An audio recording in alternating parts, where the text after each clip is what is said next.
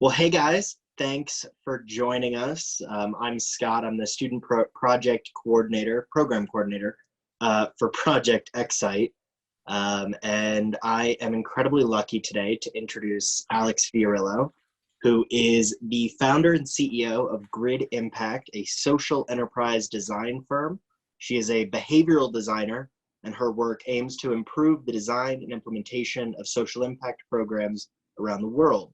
She's also an X-ITE mentor to several student startups, including myself. And I'm incredibly honored today to introduce her. So Alex, I will pass it off to you and sort of let you run this for the next like half hour. And then I'm gonna hop off, but you guys are welcome to keep running along. Great. Thanks, Scott. Hi, everyone. I am starting to share my slides just to get us going. Can I get like thumbs up if and when people can see the slides? Oh, I can't see anyone anymore. How about in the chat? Can I see the chat? Yes. Hi, Whitney. Hi, Lara, or Lara. Not sure how you pronounce your name. Great to have you. This is going to be interactive. I'm going to start just by sharing a few slides and images to get us grounded. But what we're going to talk about today and work on together is how to design nudges, which are one type of behavioral design output. And we're going to think about nudges in order to drive usage, essentially, and engagement of a product or a service or a program or really anything. And a lot of people come to think about nudges in a really specific way. So I want to try and see if we can broaden our definition a little bit about what a nudge is. And I'll share some slides and we'll get started. And I've got the chat open. So at any time, if there are questions, please, I'd love for this to be as interactive as possible. I'm very informal, so ask questions, probe, challenge, anything that you guys need to do. Cool. Okay, so has everyone seen something like this in the world somewhere, anywhere? We call this a desire path in the design community. Desire path essentially helps us to understand actual human behavior, not what designers hope human behavior. So the situation in this photo is that a landscape architect or an urban planner or somebody designed a circular pathway in a public park. And what is being indicated to the designers and the planners is that people don't want to take the long way around a circular path. They want a direct, straight route. And so that direct, straight route, which was cut through the middle, that's called a desire path. Desire paths just really help us to start understanding that the way that designers or program officials or city planners, the way that they want people to behave is not always how people are actually going to behave. This, on the other hand, is kind of the opposite. It's an example of really great behavioral design. This is a photo of a barber shop. This man goes to get a haircut. And I'm sure we all have some experience in recent memory or past memory of when we've gone to get our haircut or our hair done, and we really crave being able to scroll on our phone and continue either texting or emailing or scrolling through Instagram. And a really smart person thought to design for that behavior. So they created this little transparent window in the apron that protects the phone, allows the person to keep their hands and their device clean, while also being able to allow the person to continue using their device. So this is designing for actual human behavior and desired human behavior rather than what the designer is hoping the person will be. So there's a quote that really helps sum up our mantra or our mindset of behavioral design, and it's by Bucky Fuller. And he has this quote that I'll paraphrase, which is, design for context, don't design for the person. Meaning, it's really hard to change someone's mind about something. We're not mind readers, we're not psychics, but what we can do is change everything that people come in contact with in the external world, in the built world, and that might then influence their decisions and their actions. Behavior is really just It's made up of a multitude of decisions and actions. Decision, decision, decision, action, action, action. And so our job is to really try and influence all of the external stuff to influence decisions and actions. It's really too difficult to change someone's mind about something, but we can try and present things to them in a way that will lead to different outcomes. And so that's really behavioral design in our mind. And a nudge is a particular type of behavioral design. So this is like a subset of behavioral design. Most of my work focuses on social impact projects around the world. We do a lot of like big systems thinking work, and we do behavioral design in like big systems, policies, programs. Nudges are like really discrete, very small interventions typically that help influence people's behavior. I just want to read out this one sentence, which is important. The nudge, the intervention has to be easy and cheap to avoid if it is going to qualify as a nudge. Nudges are not mandates, and what that means is that there's always free will, and the user always has free will and can override the nudge. So this is not like a strict policy. This is not a mandate. There has to be free will still for the user in order for it to qualify as a nudge. So I'm just going to show you a couple of examples of really popular nudges out in the world. So this is a photo from the Schiphol Airport in Amsterdam. Some behavioral scientists put a sticker of a fly in the urinal because the bathrooms were really, really dirty because men in the men's bathrooms were peeing all over the place. And if you put a sticker of a little fly in the urinal, men basically do target practice and aim for the fly. And then the bathrooms are way cleaner. So this is an example of a really tiny, simple nudge. Genius. I agree, Lara. Super genius. This is a really popular example. I always start with this one because it's so intuitive. Women are always really surprised by this, and men are a little bit more embarrassed and have shame around it. The cognitive bias that this is designing for is what we call inattention. So a lot of times, like, peeing is such an automatic experience for people, right? Like, you do it all the time. So men go into a urinal and they're like not even paying attention. And so they end up like splashing everywhere and peeing on the wall or on the floor. And when you put this little sticker in, it like focuses the person who's peeing at the urinal to really like focus their attention. And then it benefits everyone around them. There's a huge social impact to it. Another example is a really cool study that was done at Google headquarters in Mountain View. They have thousands of staff, and so they run behavioral experiments on their staff all the time. This experiment was just about changing plate size in the cafeteria. And essentially, this nudge is really just playing to people's self-control. So when you have a bigger plate, the human tendency is to like fill the plate. And it's not necessarily that you're more hungry. It's not that you want to be eating more food. In many cases, you don't want to be eating more food. But the big white plate leads you to really want to fill it.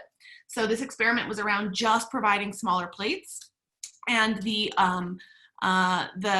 consumers, in this case, the Google staff members in this experiment, they consumed 22% less food over the course of this experiment, just moving from a 12-inch dinner plate to a 10-inch dinner plate. So tiny little change in the environment actually leads to a huge behavioral outcome, right? Another example, really fun example, this is called Clocky. Clocky is an alarm clock. Clocky, when the alarm clock goes off, Clocky is on wheels. He moves off of your table and starts running around your room, and you can't turn Clocky off until you get out of bed and turn it off. So it's a real it's a real aggressive way to wake up in the morning. But the cognitive bias that this intervention is trying to solve for is what we call time inconsistency.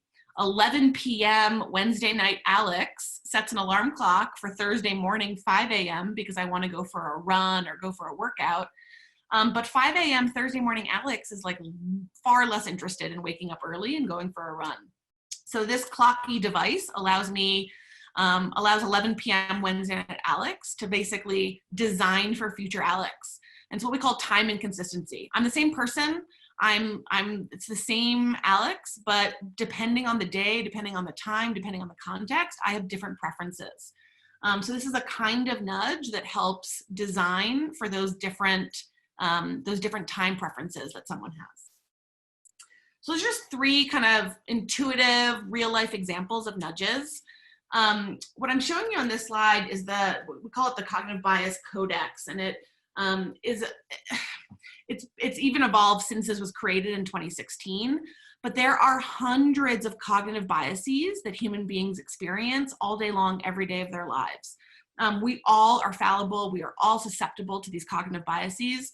The really cool thing about behavioral science is that for many decades and for many more decades to come, we've been studying these different biases in different contexts in order to start understanding different human behaviors in different populations, in different countries, in different locations, with different situations. And it's turning out to be that human beings are really predictable. And we have these like failures or these kind of like short circuits in our brains in very consistent and predictable ways. And so behavioral design is really this practice of designing for these biases. And again, like the work is more complex than just nudges, but there is a lot of successful work that can be done with tiny little nudges. And so that's what we're going to focus on today.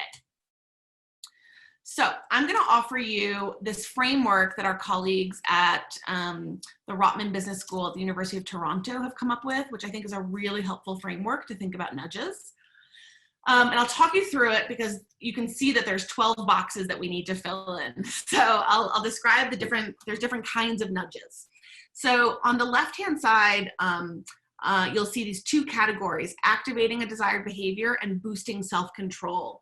So boosting self-control really speaks to nudges that help people follow through with a decision they've made. So this really helps people commit to themselves or close what we call the intention-action gap. Just because we have the intention to do something doesn't mean we actually do it, right? So boosting self-control is any kind of nudge that helps individuals follow through with a decision they have. The other types of nudges are nudges that help activate a desired behavior or a norm. So these could be decisions that an individual isn't really sure about, or maybe they're not even paying attention to. These are behaviors that maybe people aren't really thinking about, they aren't top of mind. So these nudges really help create a desired behavior in people. So it creates that intention that we talked about. So the second dimension, if you will, of this framework is the difference between a self-imposed nudge and an externally imposed nudge.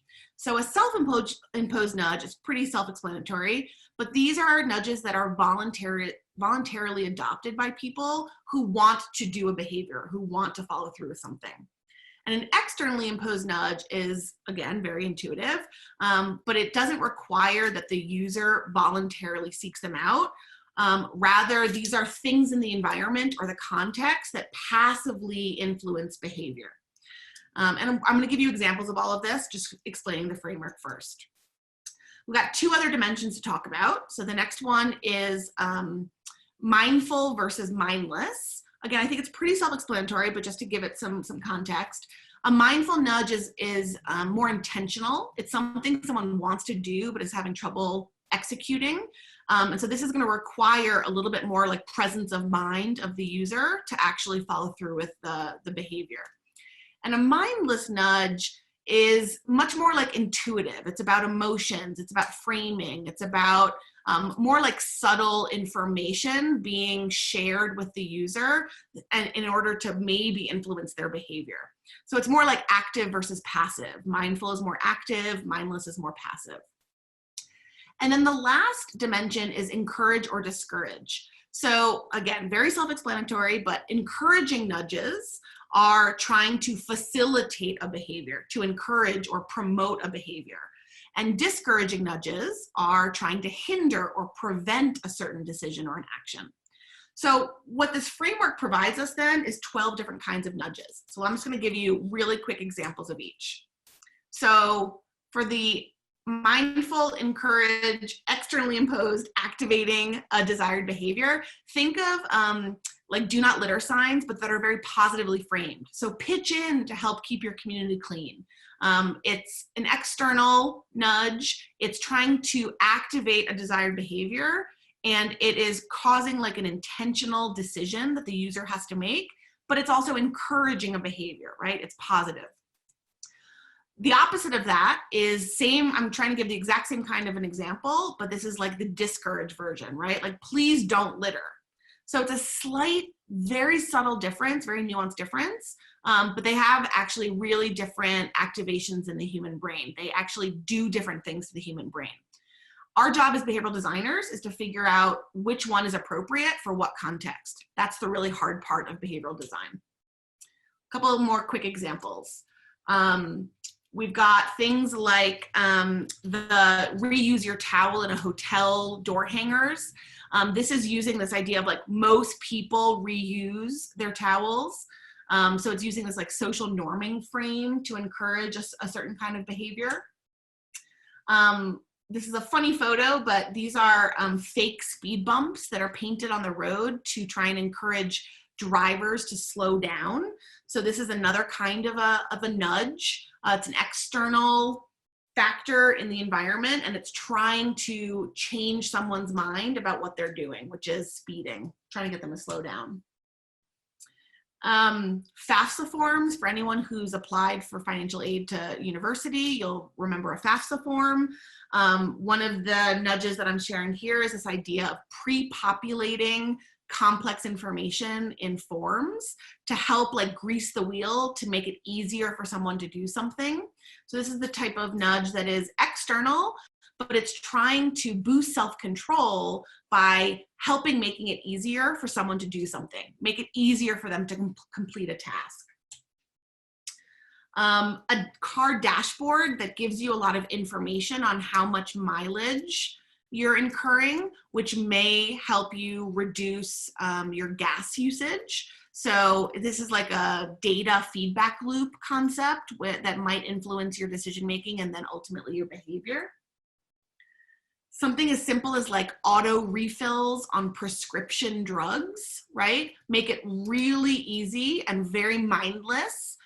Any kind of like auto renew would fall into this kind of category.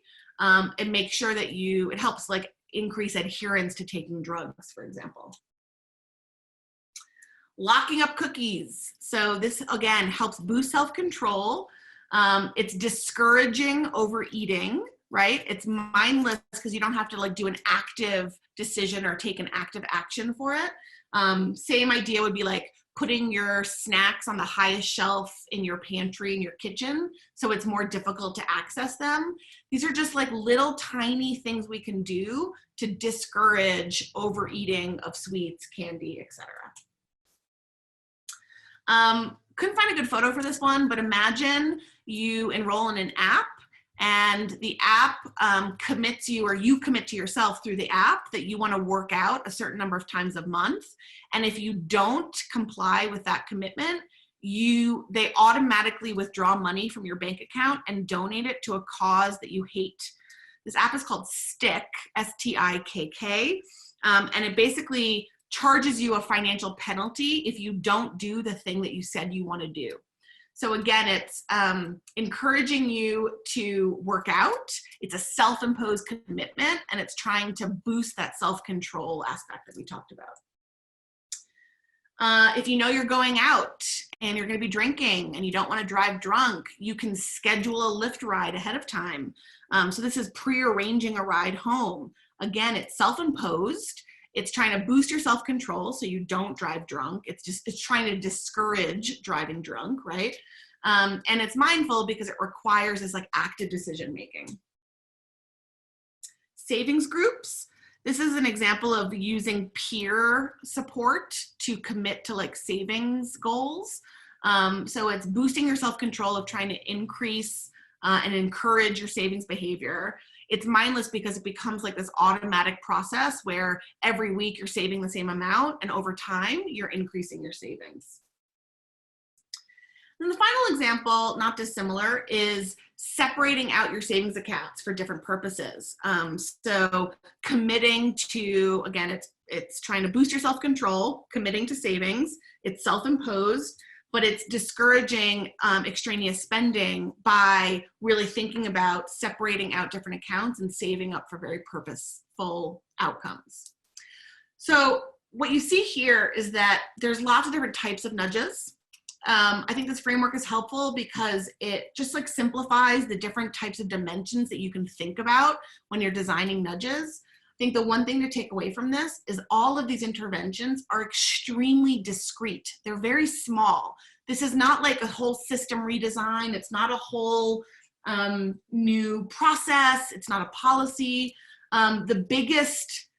Most of these are features or little messaging frames. The biggest intervention that I'm showing you here is like a savings group or that stick app, but those are still pretty like discrete interventions. So let me pause there. I want to go to this slide. I'm gonna, do you guys all have the annotate button available to you in Zoom? If you look at the top of your Zoom panel, in the window where you see the slides, I'm wondering if you see a button that says annotate. And if not, let me know and we can move forward. Anyone have the annotate button? You do see it, okay.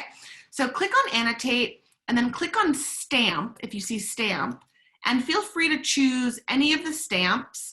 And then you're gonna basically stamp in the triangle what your current state is. Are you super confused? Did that framework totally overwhelm you and are you so lost?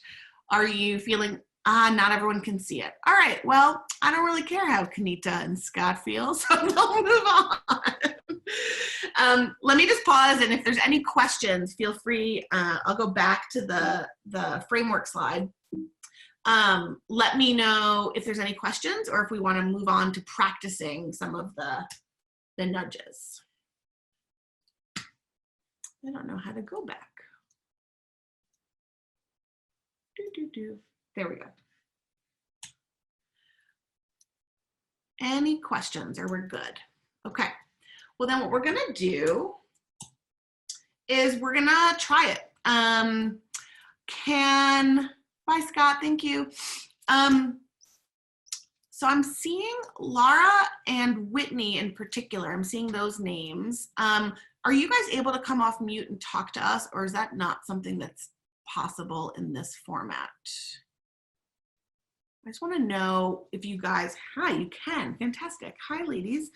I'd love to hear a little bit like, are you part of Project X-ITE? Do you have ventures? Do you have projects that you're working on? I want to try and see if we can think about nudges that are really tailored to your needs. I have a event production company. Cool. So I am an alum of DU. Awesome. Great. Nice to meet you. Is it Laura or Lara? Laura. Laura. Great. Whitney, how about you? So I'm part of Project X-ITE, going into the last year of my MBA program, and I have a soil health company. So I have a line of products that help feed the microbes in the soil. Okay. Yeah. Sweet. Great. Not anything I know anything about, which is all the better. I love it. I just shared a link in the chat. If you guys can click that, we're going to move over to a Google Doc together that I will talk you through. And, you know, we can either like fill it out now, or it can be something that you have access to later.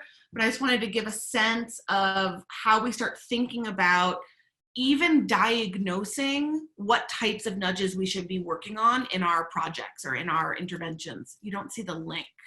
Oh, I sent it to all panelists. Give me 1 second. Sorry about that. Thank you, Laura. Did you get that link? Did that work? Yes. Cool, great. So join me in that Google Doc, and I will just talk you through the steps. We try and keep this really simple for a really short workshop like this, but 5 steps. First thing is like problem definition. So for some people, it's like, I have a new product or service and I need to get them to even look at it for the first time ever.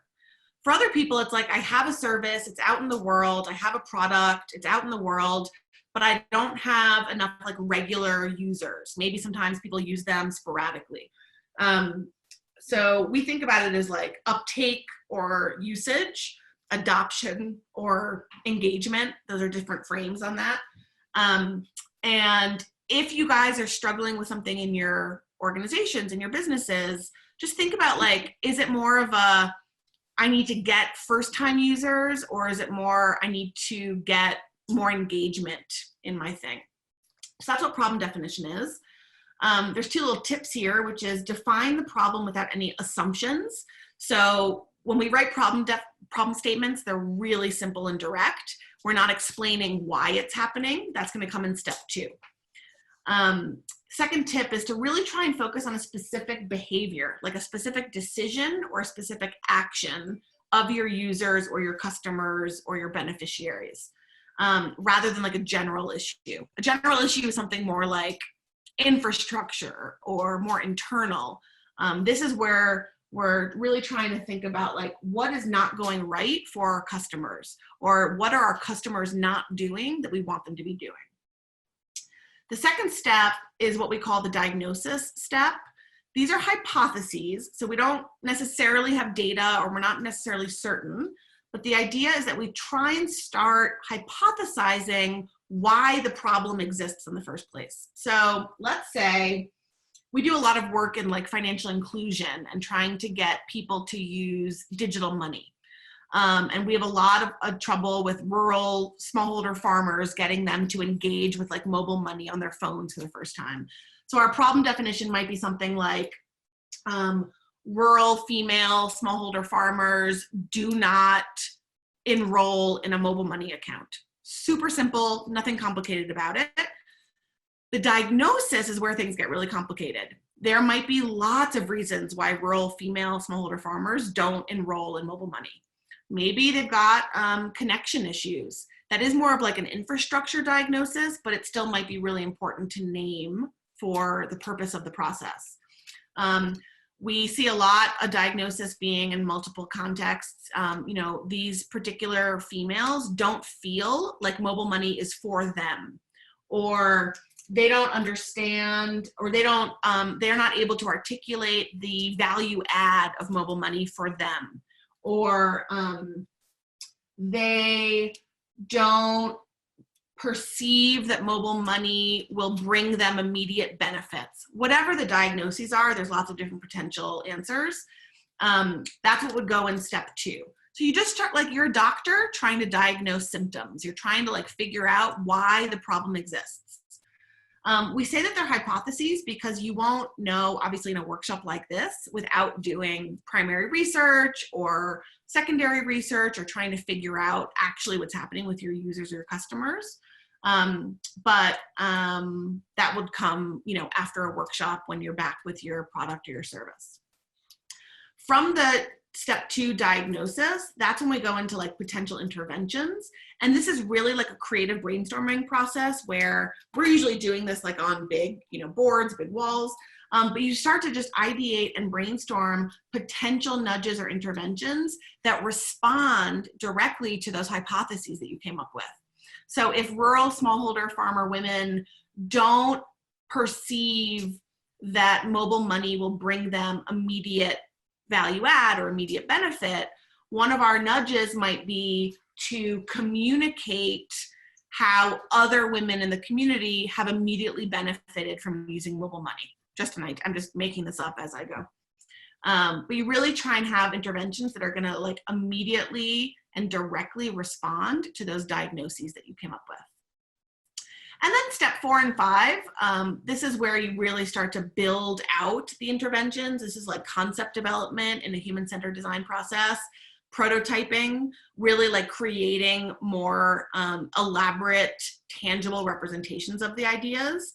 And then testing methods is really about how do you know if the idea you came up with, the nudge, the intervention that you've ideated, that you've created, how do you know that it is actually having any kind of impact? What kinds of outcomes is it leading to? So this is where we start to define how we would go about testing any interventions that we came up with. So I'm wondering, for Laura and for Whitney in particular, are there any challenges that either of you are facing in your work that you might want this group to help diagnose and help come up with an idea for. Not to put anyone on the spot, but I will. So yeah, I'll go. Cool. One of the things that got me really interested in when I saw this topic come across, I often face this problem where people will buy the product. They seem very excited about it at the point of purchase. However, when I follow up with them months later, asking them how it's performing, oftentimes I get the answer that it's still sitting in the shed. They haven't tried it. Or if they have tried it, on the flip side of my problem is that they didn't see the results. So my products are designed very scientifically, and it requires a lot of detailed attention to whatever you're growing, whatever crop you're growing, to understand like the output. So when I've tried looking at this problem before, I feel like the way I'm going to get to that answer is by like following someone around and understanding where their pain points are. But short of that, I guess I've wondered like where I could potentially design something to nudge them to use the product. Love it. Okay, so Whitney, what I'm doing is on the very first slide, this is co-creation. So you go in and type above me, like type over me for sure. I'm just starting the process to grease the wheel a little bit. So an example problem definition for that first category of people could be customers buy the product but do not use it, right? That's one. The other one I heard was customers buy the product but do not continue to use, possibly, and we'll explain the why, which you gave us. So I'm taking those, you gave me kind of two diagnoses, and I'm now just like going back a step to create those problem statements. And again, I don't know anything about your product. I don't know anything about your business. I'm just hearing what you're saying. And if either of these is not correct, feel free to edit those. What I heard was, actually the intention action gap, and I'll review that again in a second. So I heard you say we do have people that buy the product and then it's still sitting in their shed months later. So it sounds like they had the intention to use this product. Why else would they buy it? But something prevented them from actually implementing it or using it, right? And we might need to dig in there a little bit, but I'm just going to name that first hypothesis intention action gap for the moment. And then the second thing is customers do not perceive immediate benefit. We'll just shorthand it to that. And that was that second one you described to us, which is customers use it, but they're not seeing that immediate reward, or there's not a clear feedback loop, it sounds like, in a sense. Yes. Am I grossly misrepresenting this, or does this resonate so far? No, that sounds perfect. Okay. So I'm just going to make these clear for us. Now, when we're doing this in the real world, we often come up with like more hypotheses. But again, we're in a workshop. We're just going to do it kind of quickly together. Let's maybe all of us brainstorm on the, oh, where have I gone? Oh, sorry, I'm on the second page, not the first page. I think my mouse did something funny. So let me fix this. I'm going to go back to the first page, but I'm going to copy and paste our hypotheses. Okay, great. Here we are.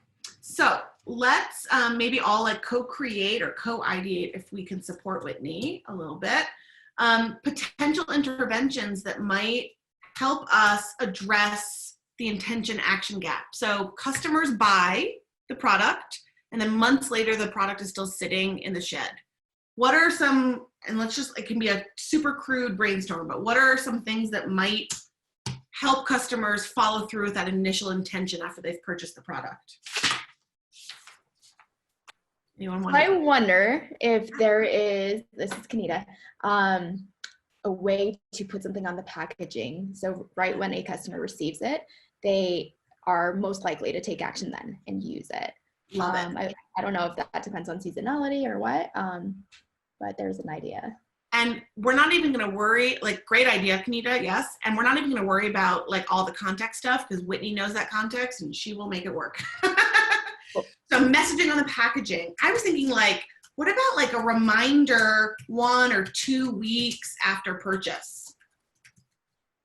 Maybe it's a text message, maybe it's an email, maybe it's a phone call, but like, hey, you bought the product a week ago. How's it going? Do you need any help? I don't know, something like that. And Whitney, you might do some of this already, so forgive us if we're just giving you ideas you've already thought of. But we're just showing the process a little bit, right? What else? Other things to close that intention action gap. I mean, I've thought about offering the service of actual application. Okay, so like you guys actually go out and help them implement and do the application? Yes. Okay. Love it. I was thinking, so that feels amazing in terms of customer service, and long-term could be really difficult to maintain in terms of sustainability and scale, right? I'm sure you thought about that. So what if there's some sort of like incentive or reward for application? Like if they can show that they've done the application of the product, they receive some benefit. Maybe it's even like a rebate concept. Like if you send us a photo of the product applied, then you get like $50. I don't know what the price point is, but you get some amount of money back. So maybe you're like charging more. It's almost like a commitment device, right? You like charge more, and then if they use it, they get some money back.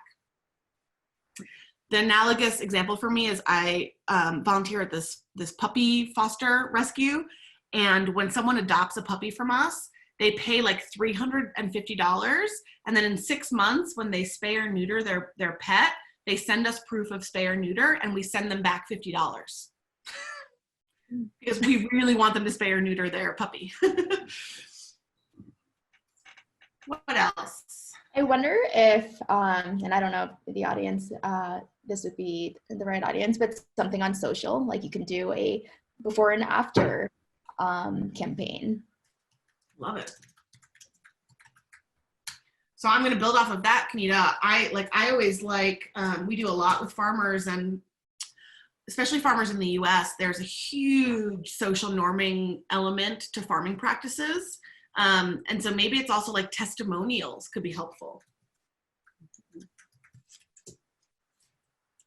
Who knows? What else? Any other ideas? Whitney, what else have you tried or thought about trying? We've actually hit on a lot that I've tried. Okay. Take one of them and describe. So have you done any kind of like reminders after purchase? Yes.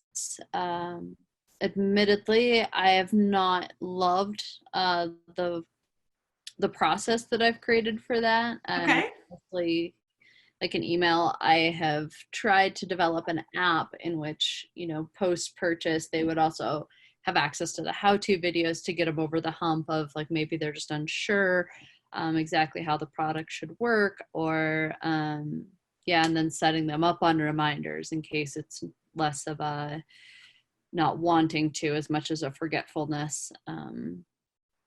And what's your take? Do you think it's forgetfulness, or do you think it's more a desire issue?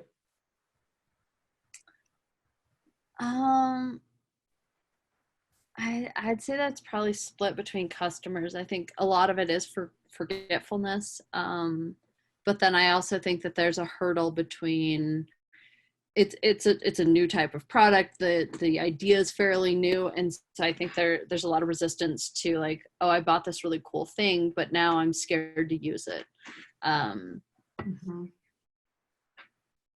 So it sounds like, is there like an education gap there? Like people need to learn how to best use the product, and that's why they're nervous to use it? It's less of a use of the product and more of a definite education gap in soil health, like understanding what that product's really going to provide to them. And I don't know if I can go with that alone, but I'm definitely trying. So there might be some sort of like visual representation communication around the benefits to soil health that need to happen. Like a real like simplification of the outcomes if the product is used.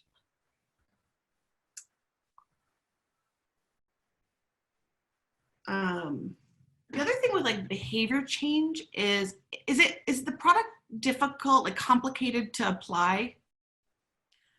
No, and it was intentionally designed to not create any additional work. So it'll mix with regular fertilizers. So that's a process that they're already really familiar with. I was really cognizant of trying to do the Oreo, right? If I sandwich something between two known behaviors. So like it has the same type of labels as other products that they're familiar with, and same application type concepts. Yeah.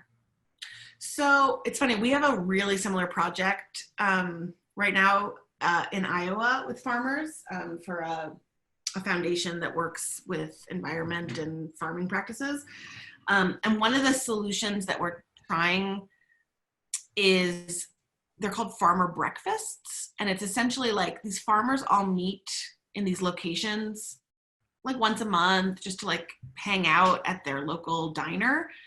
So we're trying to build on something that they're already doing. And then we're using these farmer breakfasts to start having conversations around these pro-environment soil degradation practices that the foundation is hoping the farmers will use. So it's information, but it's not coming from an external source. It's coming from within the farmer group. So you choose like an early adopter farmer and they become the like trainer in a sense. They become like the influencer in the farmer group. And they're able to talk using storytelling, like really talk on a personal level. Oh, I did this on my farm and the outcome was X. And the evidence is showing that the farmers are much more likely to believe someone who's like them than if it was like me and my team telling the farmers all the benefits, if that makes sense. So it's this like social norming component. So I wonder if like, you might have tried this, but having a customer that has been successful with your product, they're the ones actually doing the communication and the education for other farmers. Does that make sense? I don't know if I described that well. Does that make sense? Yeah, that makes absolute sense. And I agree. I always say I'm not trying to sales pitch people as much as I am trying to educate. Yeah. Cool. So typically what would happen is we would like brainstorm, 100 ideas, start clustering, finding ideas. And then I think, Whitney, to your point, it's like without going into the field and actually like doing a lot more firsthand user research, there are like little things, like little A/B tests, little experiments that you can set up and run to just test a bunch of stuff. Especially if you have digital platforms that you're using with your farmers, A/B testing is a great way to try different messaging. Just to think about going back to the slide deck, the difference even between like a positively framed message versus a negatively framed message, there are lots of different outcomes to using those different kinds of messaging. So the next step would be like design a bunch of little tiny interventions and test with users via hopefully like digital platforms, or a lot of our work ends up being in person because we do a lot of our work overseas in Africa and Latin America, in Asia.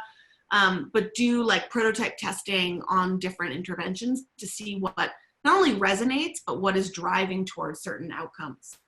And then we would, fill out, start to create those prototypes in stage 4, and then really figure out like how to test through more rigorous evaluations or experiments to generate data to help us understand whether or not the nudge or the intervention has worked. Let me pause there. Let me see if there are questions, just looking at time. And Whitney, I would love, it sounds like you're in the Project X-ITE family. Are you in Pioneering Summer this summer? No, you said you're finishing your MBA. No, I'm not in Pioneer Summer. Okay. I'm happy to, I don't know if you're in Denver in the next few months, but happy to like take it offline and really like dig in a little bit more and understand the context and try and help you think through some stuff. This is meant to be really just like an intro primer, but happy if you feel like you need support, happy to dig in and explore it more in depth with you. That'd be great. Yeah. How about questions? Or I see, Laura, you wrote a note. Laura, will you tell us more about what you do? It sounds so interesting. Maybe she had to go. Sorry, I had to unfind No, it's a go. No, I do, obviously events are not happening right now because it's illegal at the moment. But I have done for the last 2 years Jeffersonian dinners. So they're basically topic focused conversations. And so with the pandemic, I've converted those to virtual. And all of the dinners I do, the proceeds go back to organizations that are helping restaurant and hospitality workers that are currently affected by layoffs due to COVID. Amazing. Yeah. Yes, yes, Very yes. similar to what you're doing with the farmers. But yeah, with the goal of storytelling is a much easier way for people to find commonality versus kind of sharing opinions, right? So if you share a story about an experience you've had and somebody can relate to that, it definitely takes down those walls and barriers that people are kind of artificially have up. Absolutely. There was this interesting quote I heard the other day that like stories are actually how you can like open a door. Data and like scientific evidence help like put the period at the end of the sentence, right? It helps like nail it home, but stories are the only way to even initiate dialogue and initiate conversation about difficult things. So you can't just throw data at people. That's not going to convince them if they either don't understand the topic or they're closed off to the topic in some way. You have to use storytelling, and like data and science can help you, make your point maybe more, but like stories is everything. That's it. It's all stories, for better or worse. Well, let me pause there. Go ahead. Sorry. So this has been super helpful, and your worksheet I think would be beneficial to so many of our students who are working on companies. Would you be able to share that so that we can include this with the recording of the session after? Whitney, could we keep on that first tab? Are you comfortable if we keep this example in here? Yeah, absolutely. It doesn't even like say anything super specific about you or your product, but just helpful for people to see how simple it can be, Yeah, absolutely. I don't mind. Cool. Thanks.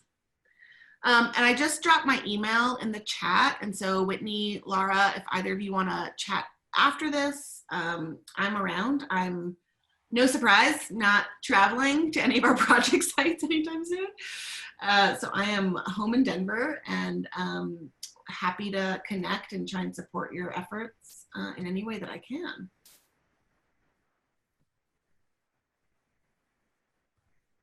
Cool. And Laura, thanks for joining.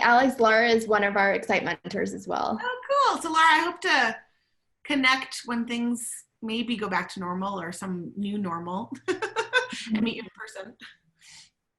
Yeah, I'll shoot you an email. Cool. Thanks, Alex. Awesome. And Whitney, I look forward to learning more. If you have a website or anything, drop it in the chat. I'd love to check it out. Yeah, absolutely. This has been very helpful. Thank you. My pleasure. All right, ladies, have a great afternoon. Thank you, Alex, for everything. We so appreciate you. Always, always. All right. Talk to you soon. Take care, guys. Thanks. Bye.